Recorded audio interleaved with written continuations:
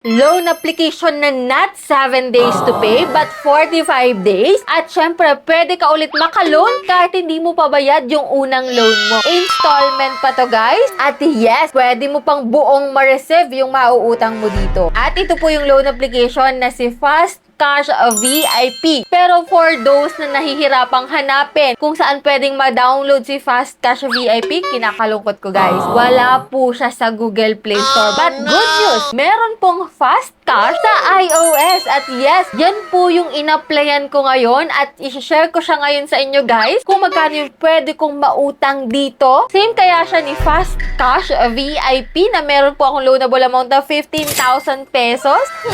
At magkano kaya ang pwede nating mautang dito sa application na to? So let's see guys kung anong ibubuga ng application na to. So anyway, ito nga pala ay nasa App Store. At kung makikita mo dito guys, ang maximum loan amount is 80,000 pesos. Siya po ay under ng BookBeat Software Technologies Incorporated na as of now, merong 2.5 ratings at 4.8 stars. So ano nga bang pinagkaiba nito kay Fast Cash VIP? So dito natin malalaman sa video na to guys. Kaya kung gusto mo na mga ganitong video para updated ka na rin sa mga bago naglalabasan dyang loan app, click mo lang yung subscribe button, turn on the notification bell, and be updated lagi sa aking mga latest upload. And yan nga, for today's vlog, etong si Fast Cash ang ating pag-uusapan. Alam ko, naghahanap kayo ng link ni Fast Cash VIP, pero as of now, ito pa lang yung meron tayo guys. At ito nga kung makikita mo dito, no, your loan just a tap away. So 80,000 nga yung pinakang max. Complete identity verification in just 4 steps and rich payment option. So, pwede sa GCash, QR code, Luhulier, Maya, 7-Eleven, DragonPay, kahit saan guys. So, tinry ko na po itong si Fast Cash. Malay mo nga naman, same sila, di ba? And yan, 80,000 po yung pinaka-maximum na pinapautang nila. May 0.06%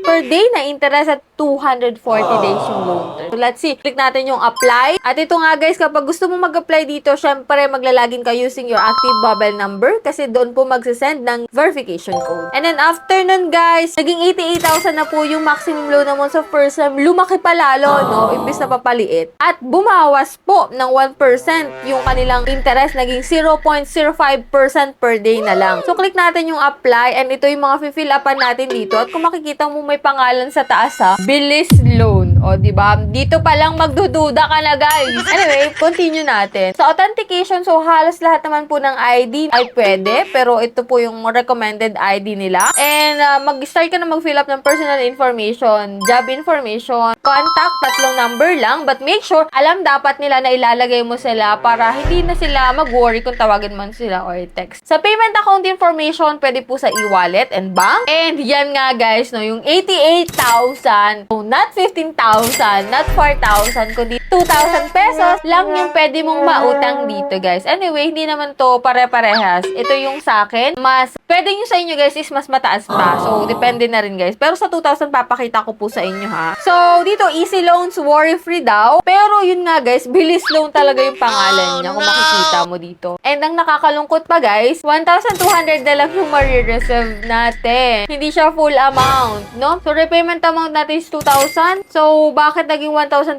na lang? Kasi ibinawas po yung processing fee, which is 667 pesos. Total interest fee na 13 pesos. Risk control service fee na 120 pesos. At magbabayad na po ako ay sa June na kaagad. May 26 pa lang ngayon guys. Ibig sabihin, halos 6 days to pay lang siya, no? Ibabalik na natin ng 2,000 pesos pero 1,200 lang yung na-reserve natin. And yan, still, in-applyan ko pa rin para makita ko kung nag-approve siya. Tapos, magkabalik ko doon, agad nag-instant 10,000 po yung offer sa akin. Yes, instant 10,000 kung makikita mo dito, no? Pero, after kong maglagay ng payment account information ko, naging 2,000 ulit siya. So, ganun pa rin guys. Anyway, let me know kung nakapag-apply kayo dyan kay Fast Cash at magkano na utang nyo, magkano approve ba kayo, or same-same lang tayo. Anyway, nung binalikan ko naman tong application na to, kung makikita mo, agad-agad naman may result siya guys. Ayan, kung makikita mo nga dito, dalawa po yung in-applyan ko ha. Applying kay Prime Peso at kay Bilis Loan. Yes, 2,000 pesos pareha sila.